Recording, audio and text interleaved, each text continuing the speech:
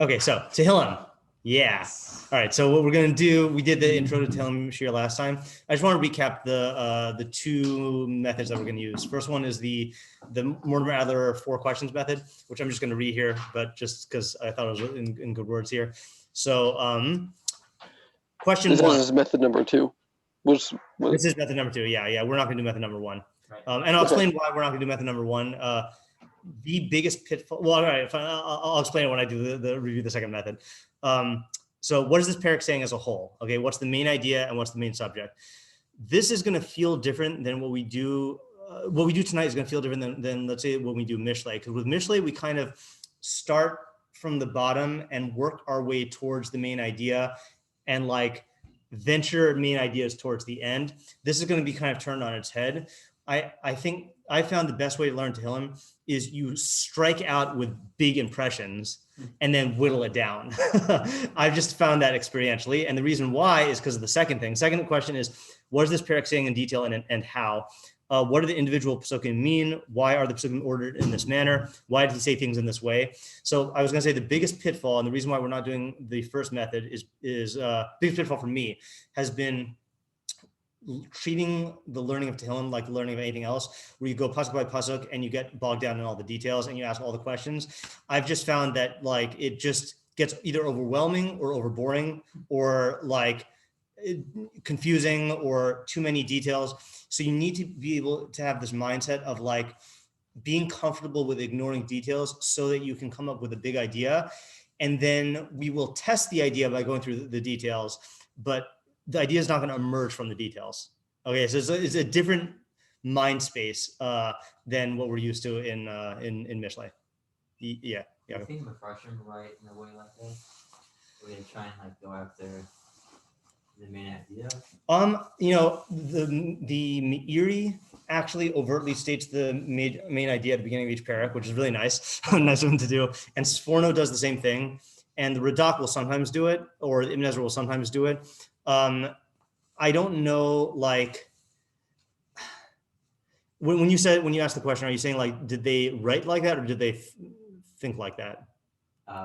Right. Okay. Yeah. Yeah. So the ones that I mentioned did that, but a lot of them don't, or if they do, then it's just in order to like set the stage, but not to say the main point, I don't know why. I'm not exactly sure why, but I mean, you could kind of ask similar questions on, let's say, like, I don't know, the Ralbag's commentary versus other commentaries on Chumash, where the Ralbag will draw out the lessons in like a very explicit way, whereas you don't typically get that like from the Ramban or like Rashi, like they are working on the particular level and you have to like extrapolate the main idea. Right. Yeah, I have no idea what if that's like a function of just their preferences, who they're writing for, the genres. I really don't know. Mm-hmm. Yeah, is that? Would you say Koheles is like a middle ground between Mishlei and Tehillim in terms of methodology? In terms of methodology, you're asking me as though I know what I'm doing when I learn Koheles. I thought that's why we established that I don't know how to learn Koheles. In the sense that it is. That I mean, experientially, I found that you do have to look at the macro, but I just don't like. It was just such a I don't know, because in Tehillim, the one advantage you have in Tehillim is you have prakim, right? And the parak is one idea, and you have like a beginning, middle, and end, and like Koheles is just like this from 3 until like 11, from chapter 3 until chapter 11. I just don't know. Like, again, some of us learn it as like sequential arguments, like the Ralbag and the Ibn Kaspi. And I just don't, I don't know. Tier. Yeah. Yeah. The prakim are correct? Your question, right? Almost. No. In Tehillim? Yeah. Oh, no. The prakim are correct almost. Okay. Why almost? Because, and I should have gotten this factoid beforehand. Actually, I should have incorporated this into the intro. There's I think Tanaitic source. I don't know if it's a Midrash or a Gemara. You know what I'm talking about? I remember it very vaguely. That says that Tehillim has 148 prakim or 147 prakim. So like for the most part, you'll find that the Tehillim everyone agrees on where they begin and end, especially because they have introductory psukim where they'll say, like Lam Natseach al Hagitis, or like Mizmor Shir this, or Lam Natseach, they have like introductory things, so it's pretty easy to see where it starts. But there are a couple, and I don't even remember where they are, where there's a slight dispute for where to draw the line, but that's it. Like most of the time you'll find it unanimous. Cool. Yeah. So I was gonna say, so that's an advantage with Tehillim, is you have a unit, and that gives you something to work with. And like, again, in my mind, just because I like learning Mishlei, it's easier to treat it like one big pasuk, just with a lot of like minor stuff. Whereas I don't get that feeling in Koheles. Okay. Yeah, Gotcha. but maybe that's just me. I don't know. Okay. Like I always have this fantasy that, you can tell that this is the fantasy that started off Koheles with. Anyone ever seen The Matrix? Yeah. Okay, right. So there's the classic scene where, like, spoiler alert, I won't say the spoiler, where like he suddenly sees the Matrix, and he sees everything, like the code. I have this fantasy that like I'm learning Koheles, and like I'll find some idea and it'll like unlock the underlying order in Koheles, but that has yet to materialize.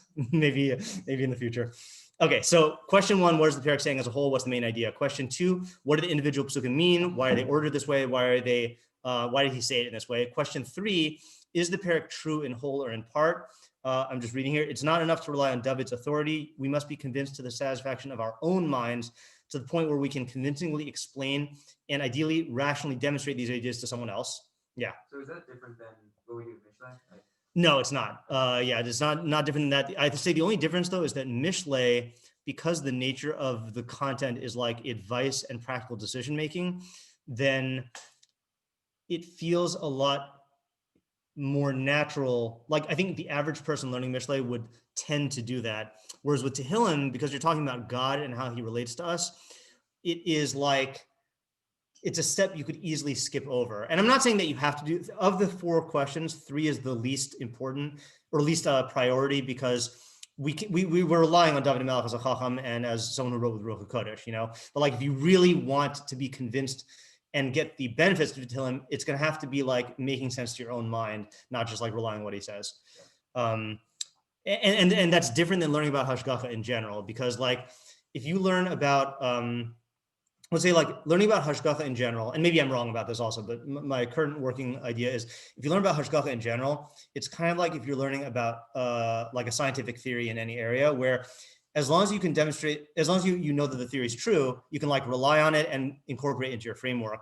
But because Tehillim is trying to affect the emotions, the way that it affects the emotions will be different if you see it clearly with your own mind as a truth versus if you're accepting it based on authority. If you're accepting based on authority, there's going to be like it's not firsthand, so like your emotions can't fully get on board in the same way that they can when you see it with your own mind. So that's why I feel like it's important to do that step. And then the 4th thing, speaking of that, is what's the purpose of the parak? What effect is it supposed to have on us? How is it supposed to change our relationship to Hashem, or to the mitzvos, or to the Torah, or to whatever? Okay, so that's the pattern. And what we're going to prioritize is questions 1 and 4. And then we're going to try to work through 2. What is it saying in particular, if we can? Okay. And then the 3rd method quickly is the pivot point. Find the pivot point where it abruptly changes. Define the part of the parak before the pivot point. Define the part of the parak after the pivot point. And then explain the unity in a way that justifies the pivot. And when I say justifies, like that is going to look different for different prakim. Like if he like, let's say like the one we did in Chaf Gimel, where he's talking as a sheep and then he goes to a human. That just seems to be like a mashal and nimshal thing, So you have to understand what the relationship between those two is. But let's say like in the Hodus, talking about God of the universe and then Klal Yisrael and then ending on God of the universe. What is he trying to do? Like, so there you get like this impression that he wants you to look at the cosmic perspective, then zooming in on Hashgacha on Klal Yisrael, and then zooming out. So like, what effect does that achieve, of doing that? Okay, so that's the overview of the methods. Okay, so ready to put on your big picture thinking caps? Yeah, all right. So let me just share this, the translation here. You guys both have copies, right? Yeah. Okay, now I'm going to read it in Hebrew because, again, okay, I'm going to read it in Hebrew just to, this is going against my own advice. My advice was to do it in English. But I think because we're familiar with the parak, it's easier to do it in Hebrew. Whereas if it was a totally new parak, then like sometimes just starting in English is better. Okay, Mizmor Shir L'Yom HaShabbos, a Mizmor, a song for the Shabbos day. There's a whole like, not subculture, like a lot of debate about what these words like Mizmor, Lam Natseach, Tehillah, like what these things are. We're not getting into that right now. I mean, maybe that's for advanced stuff. Okay, it's a Mizmor for the Shabbos day. Okay. And then maybe like as we go, again, we don't want to get bogged down in questions, but just if something like strikes you as like a question, feel free to express it. Like it's not going to hurt. I just don't want to get bogged down. Okay. And one question meaning, what does it mean that it's L'Yom HaShabbos? I mean, is it about Shabbos? Is it said on Shabbos? And it's not clear, like the Mefarshim do debate that. So that's just an intro question. Okay. Tov L'Hodos L'Hashem, it is good. Again, I'm translating this myself. I don't know what the English says. I don't know if this is my English or our school's English. Tov L'Hodos L'Hashem, it's good to, I'd say, gratefully acknowledge Hashem, whether it's praise or thanks. And to sing to your exalted name, your transcendent name. To recount in the morning your kindness and your faithfulness in the nights. On this instrument and that instrument and that instrument. Okay, that's another whole thing. Whenever it mentions an instrument, like talk to the Temple Institute people. They have theories. I'm sure they probably have copies you could like buy at the gift shop and take home and play. All right, Kisimachtani Hashem b'fa'alecha. For you have caused me to rejoice, Hashem, with your actions, your creation. B'masei yadacha aranein. I will sing of the work of your hands. How great are your actions, Hashem? How deep are your thoughts? Ish ba'ar lo yeda. A boorish man does not know. Uchsil lo yavin azos. And a fool doesn't understand this. Bifroach rashayim kamo esev. When the wicked blossom like or grow like grass, sprout like grass. What did I say in the English? Bloom like grass. V'yatzitu kol po'alei avin. And the doers of iniquity blossom. Hisham dam ariat. It is to destroy them forever, forever and ever. The ata and you, marom, are on high. La'olam Hashem. You are on high forever, Hashem. Ki hine oivecha Hashem. For behold, your enemies, Hashem. Ki hine oivecha yovedu. Your enemies will perish. Yispardu kol po'alei avin. All of the doers of iniquity will scatter, will be dispersed. Vatarim ki re'im karni. Anyone know what the current definition of re'im is? What do people think it is these days? What kind of animal? Yeah.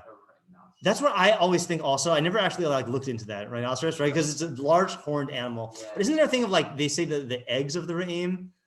Isn't that like a phrase? Or am I thinking of from the young of the re'im to the eggs of lice? I don't know. I feel like eggs and re'im are associated in my mind. So let's call it a rhinoceros, okay?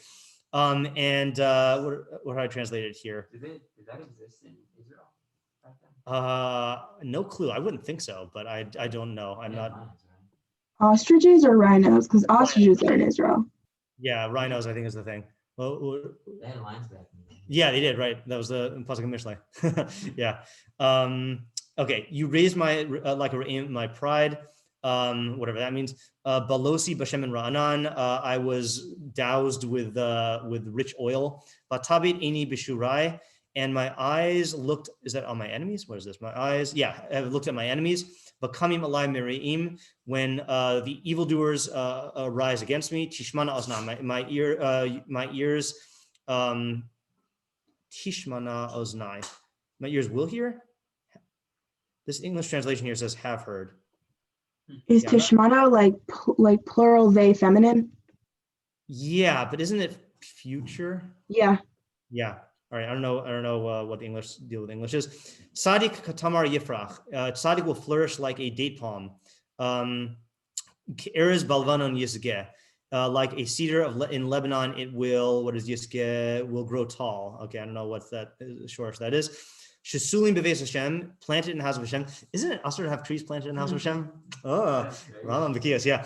B'chatros Elokeinu yafrichu. In the courtyards of our God, they will flourish. Is an example of Ibn Ezra saying that it's impossible, so it's gotta be. Gotta be. What was that? That was talking about Tzaddik. Yeah, right. It's just, it is an inappropriate metaphor, but yeah. Unless the chatzros are different than place where it's Asr, whatever. All right. Od Yinuvun Beseva Deshenim Ra'anan Yihiyu. What is this? They will be fruitful in old age. Yinuvun means like they'll bear fruit in old age. Deshenim V'ra'anan Yihiyu. They'll be all green and fresh. Is that the thing? Vigorous and fresh they will be. Lahagid ki yashar ad Hashem tzuri v'lo avlas abo. To recount that Hashem is upright, my rock, in whom there is no injustice. Yeah. Okay, so that's the whole parak. Now we've already done some of the legwork in the Bikiyah shiur, or sorry, not Bikiyah shiur, in the methodology shiur, right? Is that where's the pivot point? Is 7. Okay, and I had forgotten when I gave the shiur. I was reviewing the Radak today, and the Radak supports this, but I have an important and alarming PSA. Okay, I mentioned this to you, but I started doing more research. Yeah. Alarming PSA. Okay, so I'm big into caring about what manuscripts and editions we're doing, right? So I mentioned to you that the standard Radak is different than the critical editions, and unfortunately, Al HaTorah does not have the critical editions. So I just wanted to see how different it was. Okay, so I got some stats. Okay, the Radak on this parak in the standard Mikros Gedolos has 801 words. 801. Yeah, the Radak in just for this parak, like just commentary. Okay. In the critical editions, it has 1,428 words. It's missing 627 words in the standard editions. Okay. Then I wanted to just do some more random sampling. I looked at Ashrei, standard edition Mikros Gedolos, 1,027 words. Critical edition, 1,358. Then I looked at the longest parak, okay, which is 119. Standard edition, 5,043 words. Critical edition, 7,298 words. That's 2,255 words difference. So it's not. We're not talking here about like you're not going to get the exact words here. It's like chunks of the commentary are missing. So if you are going to use Radak on Tehillim, it is very important to use a critical edition if you actually want his commentary. Like, what if you're missing like a critical, like where he states the main idea, or it's just like like for example, and actually I want to start with this Radak just because it'll set the stage here. So look at the first Radak here. Okay, so let me explain this Radak that I had here. Okay, he's going to go through several theories about what the parak is about, and I cut out all the parush on the theories that we're not going to learn. Okay, he'll say what it is. I just wanted to say this like a truncated version. Okay, not truncated like the standard editions, truncated intentionally. So he says like this: Mizmor Shir Liyom Shabbos. We're not going to read the whole Radak, just the first one. Is he there? Yeah. B'yom Shabbos hayu omrim zeh Mizmor b'Beis Hamikdash. Okay, on Shabbos they would say this psalm in the Beis Hamikdash. V'yesh b'Mizmor me'inyan Shabbos. And there is in this Mizmor, it talks about the concept of Shabbos, Kamosh and Nefarish, as we'll explain. Okay, that's one approach. I think that's the one that we're going to assume. Okay, but I just want to include the other ones just to show you that there are other ones. Rabbeinu Zichronom Livracha Pirshu Shehu Al Ha'asi Lavo LaOlam Shekulo Shabbos Umenucha V'Him Yemei HaMashiach. Okay, so Chazal say it's about the Yemos Mashiach. Okay, which Radak. Remember, Radak is a Maimonidean in many ways. And so he holds that well, actually, no, sorry, I shouldn't say it here because he does talk about Olam Haba and Yemos Mashiach. I forgot what I was going to say. All right, V'od Amru B'drash Ki Adam Harishon Amr Zeh Mizmor Kishenivra Be'erev Shabbos V'chata V'nis Kalel. Third shita is that Adam Harishon was the one who said this, and it's about him sinning on Erev Shabbos and then getting cursed. Okay, and I cut it off, but the first. I noticed this difference in the Radaks because I looked at the standard edition. There's one sentence, and then in the critical editions, there's a paragraph, a whole full paragraph. So I was just like, oh, what is this? Yeah. Yes. Where do you get those editions? What is it again? Where do you get the critical edition? I got the critical edition online from Bar Ilan, which I have access to through Turo. You're in Turo, right? Yeah, well, I was. I also was, but I still got it. Yeah, so I think I got it as an alumnus. So I think you can get access to Bar Ilan. I just don't remember how, and I don't know if it's changed. Yeah. I could not download it. Yeah, I don't know if there's a way, but I last time I checked, there wasn't. And then it's in the Torah's Chaim Tehillim. because it's Torah's Chaim, you know. Pretty much. All Torah doesn't have it yet. Yeah. And it was funny because like I was all prepared to like start sending like corrections like I usually do, but then when I saw this, I was like, no, there's no way. All right, but the pasuk I want to show you in the Radak before we go back to the main pivot is look at the Radak on pasuk number 7, okay, which is on the second page. And so he says outright, Ish ba'ar lo yeda, zeh pasuk kasher lamala mimenu o lamata mimenu. So he does say that it could go both ways. So is that him acknowledging this there? No. No, because the derech is saying it happens in every parak, and also even in the pivot point approach, it's not that all pivot points can go both ways. It's sometimes just cleanly in half, like a cake, you know, not a hinge. This is like a hinge pivot. Okay, I just made that up now, but that's yeah. Okay, so let's ignore the Radak for now. Let's go back to just thinking about this on big picture. All right, so the question is, let's focus on the first half. Get the big idea and treat 7 as the conclusion of the first half. Okay, then go to the second half and treat 7 as the intro to the second half. So what do you say the main idea is of the first half with 7 as at the end?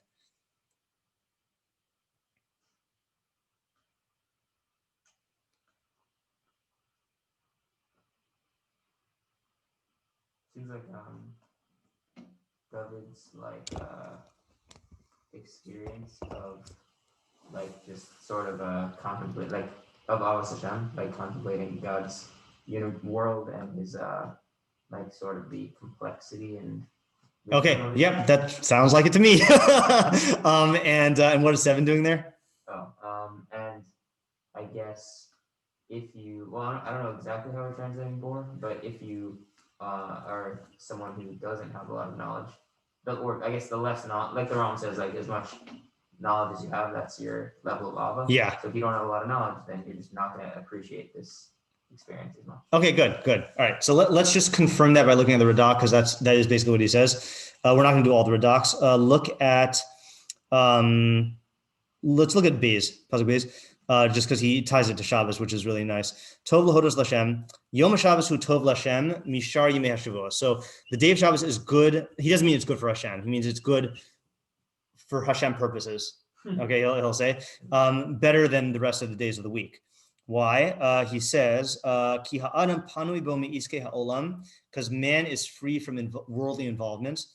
V'nishmaso zacha mitirdos haguf, and his soul is refined or pure from the preoccupations of the body. Umisasekes b'chachma u'va'avodas ha'elokim, and it is involved in wisdom and service of God. Okay. V'tov l'zamer l'shimcha elyon, and it is good to sing to your elevated name. Ki hanashama ha'elyona timsa makom l'shabeach lecha ata she'ata elyon. Okay, and because the soul will find a place to praise you, that you are the one who is exalted. So it's interesting here. What can we infer is the l'zamer here? I mean, it's praise, he says, but like, what kind of praise? Yeah, meaning? Yeah, I mean, it's the soul being involved in appreciating Chachmas Hashem, you know. Well, is it a Zmira that comes about through that, or that is the Zmira? Good question. Sounds like he's saying the Neshama is praising God, right? Yeah. So it sounds like the soul is singing God's praises, not that you are singing God's praises through the soul. I mean, not that the mutually exclusive, but I think he's, yeah. Is it a poetic use of the word soul, or is it a literal use? I think it's literal, because he just described how on Shabbos, then your soul is free to be able to be involved in Chachma. Mm-hmm. And he goes on and says, let's see, okay,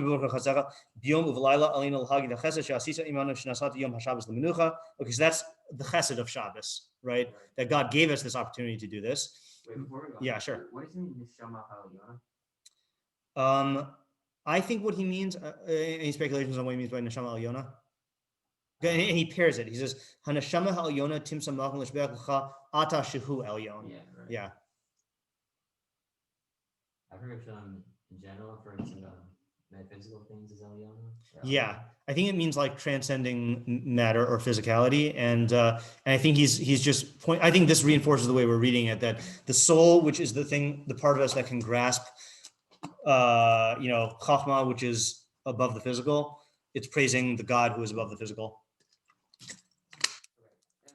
Right, it's only through that element that you can praise. Right. Okay, Yeah. Okay, we're actually going to skip Gimel for now. Okay, we'll come back to it in a second. All right, Hey is really where he goes into it. Ki simachtani. Okay, b'yom Shabbos simachtani bihisbonani b'fa'alecha uv'masei yadecha.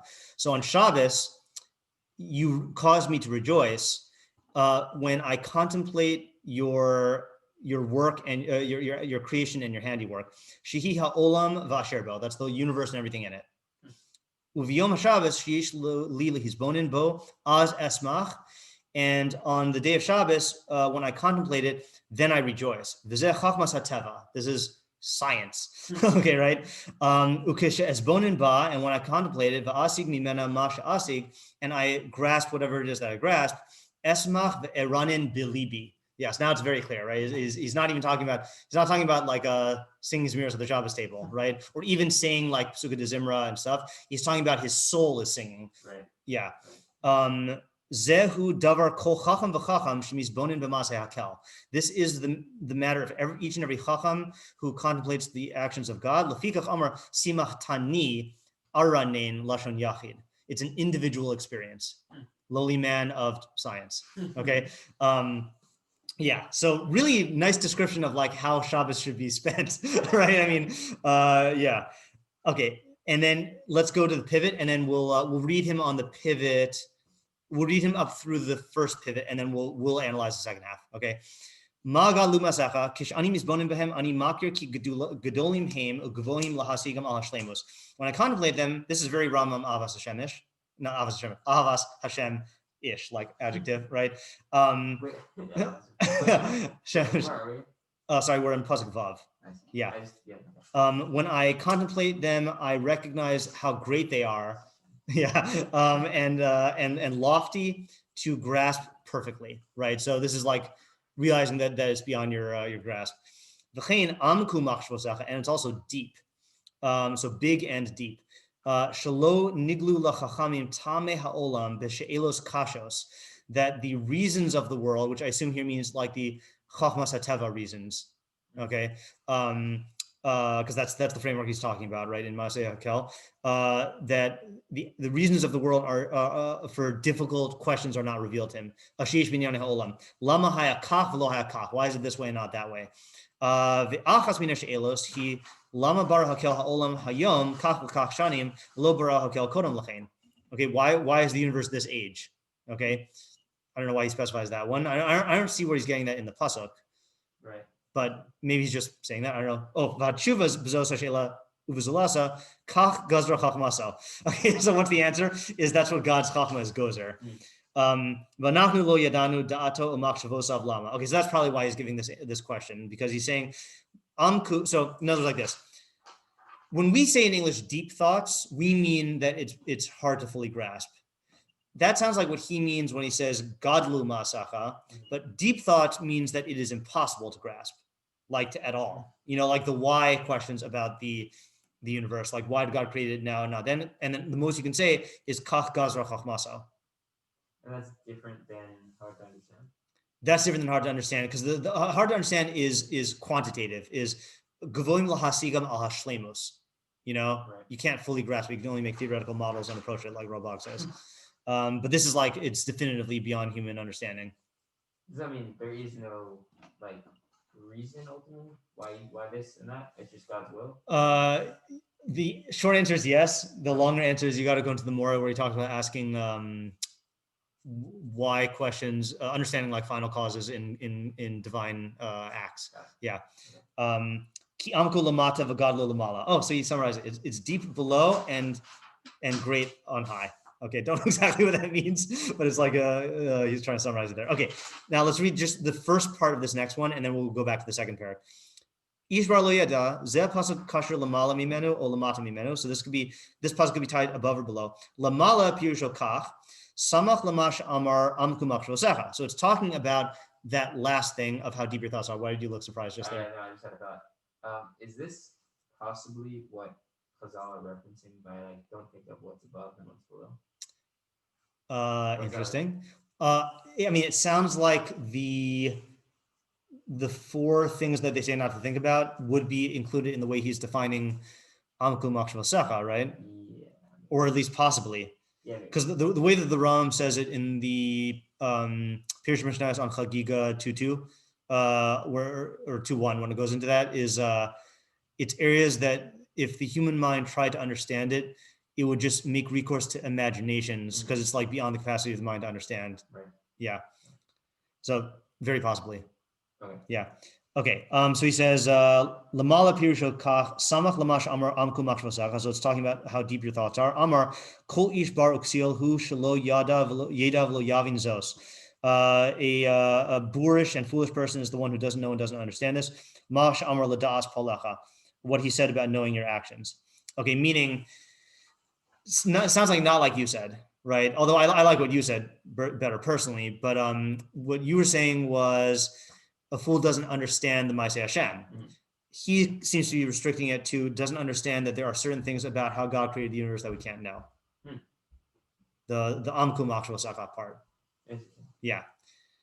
Okay, let's break from the Radak, go back up to the Perek, and now let's try to figure out what the second half is getting at. From 7, a boorish man doesn't know and a foolish man doesn't understand this, when the wicked bloom like grass and all the dews of iniquity blossom, etc. So the question is, what's the main idea here? And we're totally ignoring the first half. Right? For now, yes, yeah.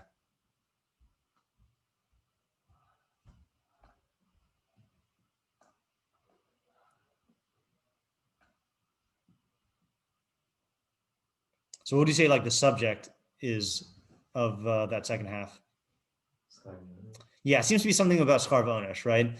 About reward and punishment, and what aspect of Schar V'Onesh? Not like it's not like Schar V'Onesh like in Kriya Shema, where if you do the mitzvahs, you'll get rewarded. Hashem punishing the wicked. Yeah, it's Hashem punishing the wicked, right? And that's the first part, right? That's like from 8 through 10, and also 12. And then what's the other part? Rewarding the tzaddikim, right? Mm-hmm. So then how does 7 frame all of that? Boor is someone who says like less evil, less God. Yeah, sounds like a boor is going to be someone who denies God's justice, or who is perplexed by seeing. I mean, it says, "Boorish man doesn't know, and foolish man doesn't understand this. When the wicked bloom like grass, and all the doers of iniquity blossom, it is to destroy them forever and ever."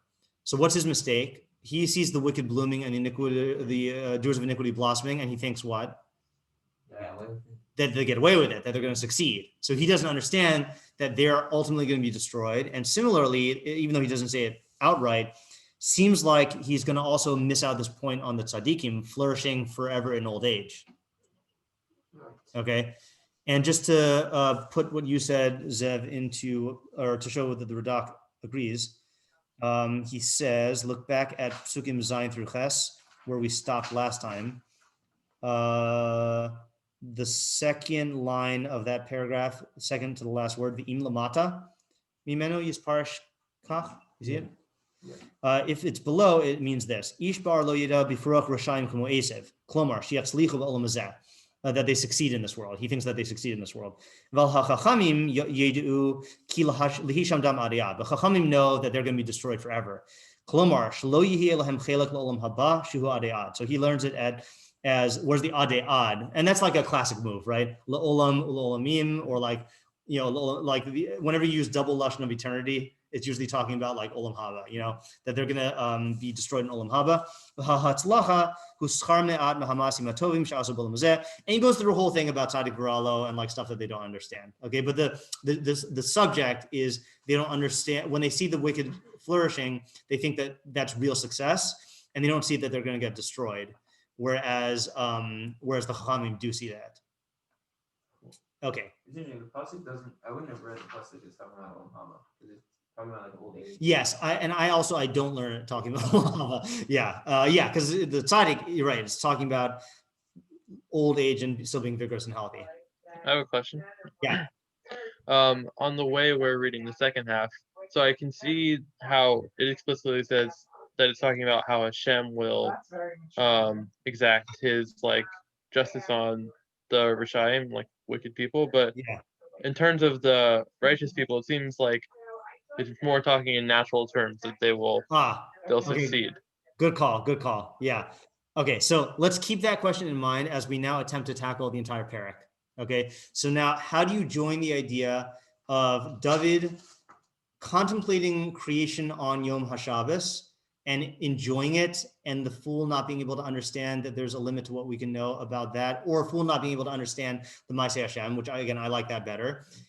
And then this seemingly completely separate topic of the fools don't understand when the wicked flourish and they think that they're going to succeed, but really it's the tzaddikim who are really succeeding in the long run, and the fools are being destroyed, which I'm assuming it's an Olam Hazeh also because of what you said.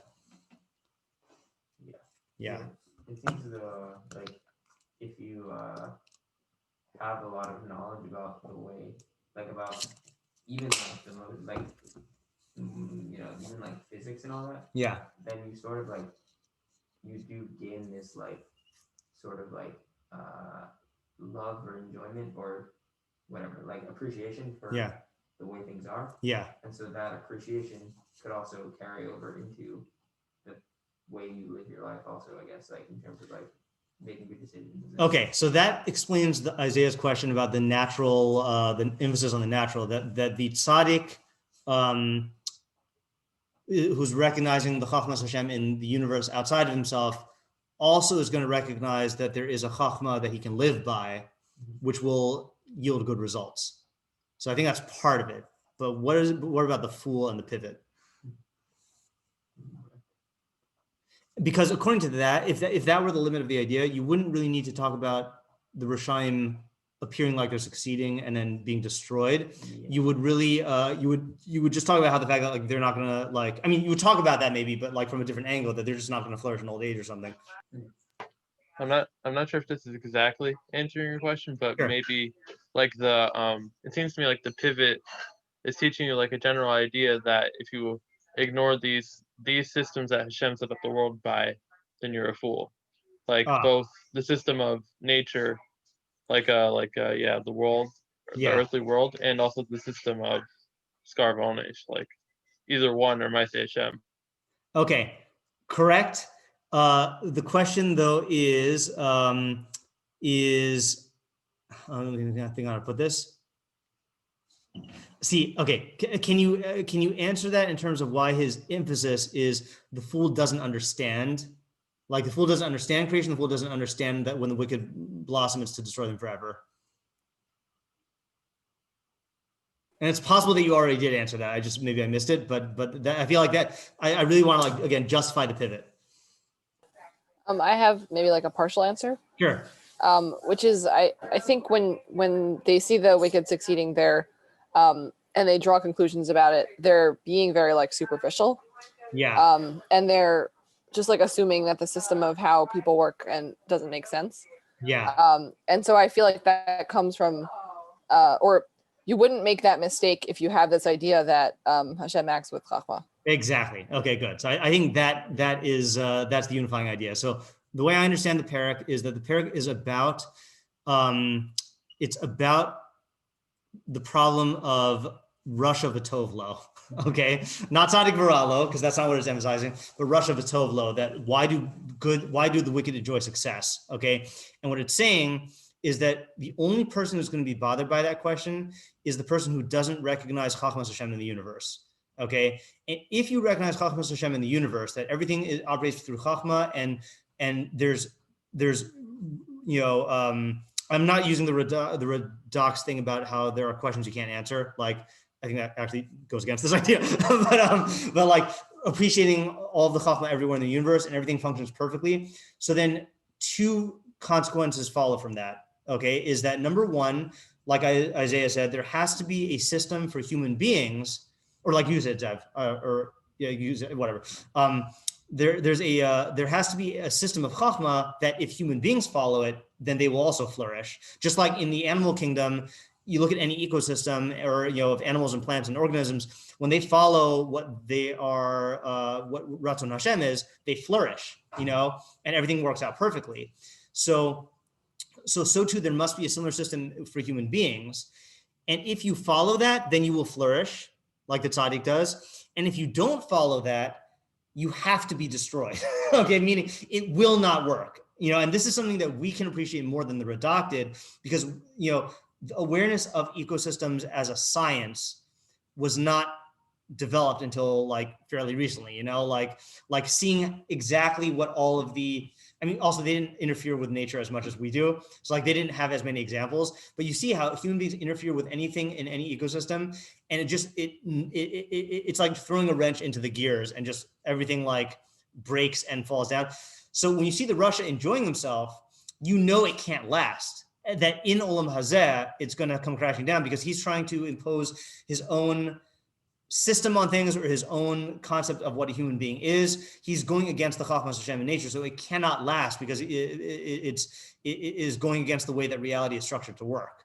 Yeah. Maybe this could also be seen. Hold on, just yeah, is that? How are we defining Russian? We're not, but if you want to use the definition that we had in Mishlei, it's someone who, so tzaddik is someone who's trying to align himself with the system, and understand it and align himself with it. And the Rush is someone who seeks to supplant the system. No, that was not a tzaddik kataf mar yifrach pun, but to supplant the system with his own vision, like imposing his own system on reality, where he's at the center and he's trying to get power or greatness. I don't think you have to say that exact definition for this parak, but yeah. Shanley, what were you gonna say? It seems the metaphor of the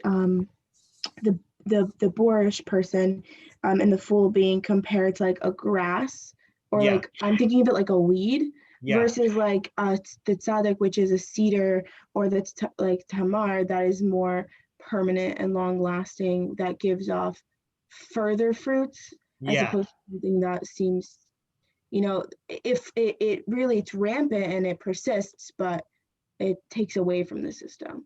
Oh, that's interesting. So like weeds, you're saying, for the wicked. That's an interesting shot. Yeah. I actually, so to me, that's the level that I haven't gotten yet to in thinking about this particular parak, of like how far to go into the specific Mephalim, and the Mephalim definitely take that up. Like, let's say like why are they compared to a date and a cedar? Because those are two really different types of plant. So the good line of thinking. I want to share with you something that is on one of the clearest expressions of this I've seen.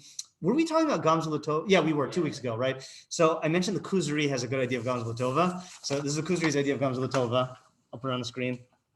And this is not shot in the Gemara, I don't think, of Nakamish Gamzu, okay? Or if it is, I don't understand how it's shot. He says, the highly perfected person instills in his heart the conviction that all of God's acts are just, so that his beliefs act as a shield and refuge in relation to the afflictions and tragedies that occur in the world. One accomplishes this by pondering the way God treats all creatures justly, and how he provides for them and guides them wisely. Although no one can comprehend the details, we can nevertheless appreciate the generalities of the system. We see how perfectly structured all creatures are, and we see the wondrous phenomena which reflect upon the intent of he who is wise, desirous, omniscient, and omnipotent. Now he gives examples. God has provided for the needs of each creature, small and large alike, in the way of instincts, sensory perception, internal organs, and limbs, and has in turn provided each with equipment that is appropriate to the creature's makeup. For example, God gave hyenas a ferocious temperament and the means to maul and tear. He gave the rabbit and the doe a means to run swiftly, along with a timid temperament. When one ponders the creation of these limbs, their benefits, and their relation to the nature of the animals, he will note the justice and wise order of the system. This will remove any doubts about God's justness. So in the system, you see everything like operating perfectly. Okay, hold that. If an argument arises from within him that it is unjust that the rabbit should be the prey of the hyenas, or that the fly is the prey of the spider, then let his intellect take control and rebuke him. Let it say, how can I attribute an injustice to the wise God after I've already established his justice? After all, God does not need these injustices for his own sake. If the fact that the hyenas hunt rabbits and spiders hunt flies was mere coincidence, I would have argued that it is all arbitrary, but instead I see that it is the wise God who righteously guides creation, who placed the faculties and tools of hunting within the lion, such as ferocity, agility, teeth, and claws, It is God who gave the spider the instinctive cunning to weave its web and trap the fly. God also gave the spider the tools needed for the task, and he specified the fly as food for the spider. God did the same for the fish by designating certain fish as food for other fish.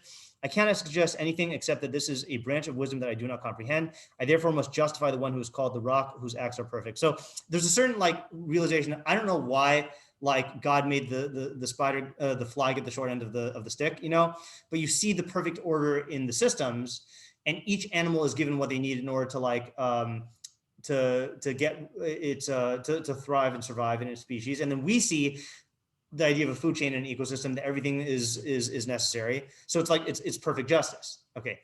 And through like evolution also even more so. Yes, right. That's throughout time. That's true. Okay, here's where he makes here's his pivot. Okay, Nachum Ish Gamzu is an example of a person who was able to establish this conviction in his heart. Whenever a tragedy would befall him, he would say Gamzu Latova. This too is for the good, not like my pet peeve that this is for the best. No, it's not for the best. It's for the good. Okay, get it right. The life of such a person is always pleasant. The suffering is light in his eyes. He may even rejoice in it if he considers the sins he has committed. He then looks upon the suffering with the eyes of someone who has just paid a debt and is joyfully relieved by having his burden removed. He rejoices in the reward and recompense that await him. He is also happy about his ability to teach others how to endure suffering and justify God's decrees. And he rejoices in the good name and great honor that he acquires because of these attributes. Now, on the surface, it seems like a complete non sequitur, right? Because it sounds like, how is Nachum Ish Gamzu applying like this type of thinking that he said about all the animals, you know? So I'm positing, and you could disagree with me, I'm positing that that's what the idea in Mizmor Shir Le'am Shabbos is that someone who recognizes Suri V'lo Avla Sabo, or here Hatsur Tamim Pa'alo, that God's actions are perfect and his system is perfect and every creature gets what it needs and nothing is out of order. So what it does is it instills with you a conviction that that is how God operates everywhere. So are you going to say that if something happened to you, that was unjust?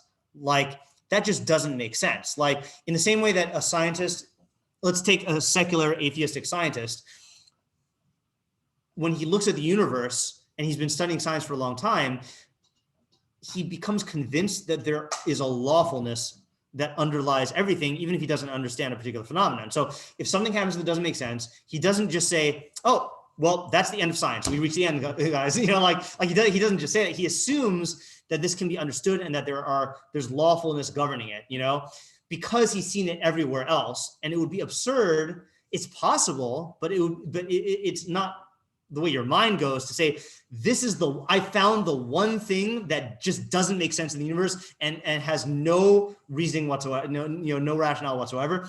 So I'm saying that same line of thinking also applies to the human, that you see everything God does is just in the universe. So what, you're going to say that there's no system governing human beings, or that stuff that happens to humans, like God's just like not watching or just doesn't care?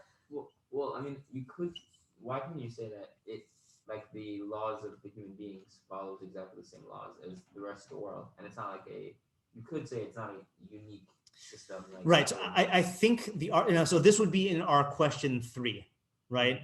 In terms of our 4 questions in Adler of like, how do you know that this is true, right? Yeah. Now, that's fine to go into, but I don't think that, and this is an important methodological point, I don't think he's answering that in the parak. I think he's assuming it, right? Now, to give you a possible answer is, I think the answer is going to emanate from the fact that the human being has its Tzelem Elokim and has a non-material part that is similar to the angels, and is therefore ro'oi for a whatever ro'oi means for a different a different system, you know, like that for God to take a creature and create him with an immortal Tzelem Elokim that can think and contemplate, and then to just treat him like the fish of the sea, that would be like an oversight, you know. I think that the answers are going to come from there. Okay. Yeah. Okay. Yes. What about occurrences that happen through other humans? How would you look at that and say it's comes into? Right. That's a good question also. Right. Yeah. Learn Rabbi Shir on Eov. Yeah. We got that's for Eov. Yeah. Did you have a question? Yeah. Yeah. You said before that the Radox idea of you understand there are things you can't know. Yeah. And you said that doesn't fit into this. I think our idea fits in better. I think the way it would fit in is that practically speaking, you're not going to be able to understand the details. No, see, I think that's not the Radak's idea. Kuzari is saying that like yeah, like that you have a lot of knowledge, and all that knowledge leads you, even if like maybe because you have all that knowledge, you recognize there are points that you can't go further and you can't understand. So I see. I think the way the Kuzri is saying it is like when the Radak said "Ma gadlu ma'asach Hashem," that you can't grasp them perfectly. Like there are details you can't know. But what the Radak means by ma'od amku machshosecha is like definitively the why of the universe you can't answer. And I just don't think that the way I'm learning the parak, it's not even talking about that question about like, and look, in order to understand how he's taking it, I do recommend, we're just not gonna have time to do this tonight. I do recommend reading the rest of what he says on the parak, because he ties it into Moshe Rabbeinu's Tzadik V'Ra question and all that stuff. And he takes the end of the parak in a slightly different way. But I think that is a different approach, even though it's a similar area. Just in order to wrap this up, hold on just 1 second here. Yeah. Oh, so I did write this up as an article, so I can send the article afterwards. But I did a 4-sentence summary. So here's my 4-sentence summary of the idea, just to solidify it. The purpose of the parak is to answer the question of how the wicked are able to flourish in a world governed by divine justice. David Melech's answer is that the only person who will be bothered by this question is the foolish, boorish man who doesn't comprehend the perfection, harmony, and depth of God's wisdom and nature. To the extent that a person recognizes how all natural systems operate in accordance with perfect justice, with every component perfectly suited to achieve its end, and every species receiving exactly what it needs for the continuity of the system as a whole, he or she will also recognize that there must be a similarly perfect system which governs human beings. Just as there will inevitably be destructive consequences for interfering in a natural system, so too there will be destructive consequences for those who deviate from the Creator's laws which govern human interactions. True, the wicked may flourish, but their success is short-lived, like lowly grasses that quickly wither and die, whereas the righteous flourish like date palms and cedars, tall, long-lasting, and bearing fruit into their old age. Yeah. It's not actually a bad question to ask that question, is it? It's just that you should be assured there is an answer. Yeah. The question of why, like the why you call your term not flourish. Yeah. Well, actually, I should say that. See, the way I understand it, why Rishayim flourish is not a good question. Why tzaddikim suffer is a good question. Meaning, because of what he says in the parak, that it's actually not flourishing. When you see them having success, first of all, like that's not actually success. I think it's based on a false idea of what success is. But also, even that imaginary success is not likely to last or to bring them what they think that they're going to have. Mm-hmm. Yeah. Can you say the same for Tzaddik Marlo, I guess? I think that's harder. Well, like if you're like a nothing Gamzu kind of person, then. Oh yeah, right. But you're asking if the question is good, though. Yeah. Yeah. I'm saying that the question of Tzaddik V'Ralo is a good question, and you can address the question with an Nachum Ish Gamzu mentality. But I'm saying the question, why is this? Like let's say like you look at Hitler, and like this guy's so powerful, he really made it. That's like it's based on a false idea of what success is, and it's also like neglecting from a Mishlaic perspective that he's destined to crash. Yeah, I'm confused how I don't see how it's different than Sonic. Like it's also based on confused conceptions. I think that part of it is true, but I think there is I think because of the reality of Hashgacha Pratis, that tzaddikim should be protected from certain things. That's where the injustice question comes in. Okay. Like Avraham Avinu has a question: how could you possibly destroy Sodom if there are tzaddikim in it? I don't think he has the question like how can you allow Yerushalayim to succeed if Rishayim are going to like get perks? Like that's a different, Right. I think because of Hashgacha, it's worth thinking about. Like is it because there's like the Rishayim are just like subject to regular laws of nature. Yeah, that's my understanding. I think I also said that from the Royal Bog in the Mizmor Shir, that's what Erech HaPayim, one of the features of Erech HaPayim is that Rishaim get all the benefits of the good that is brought about from the natural law and from like the hashgacha on the good, like the spillover, you know?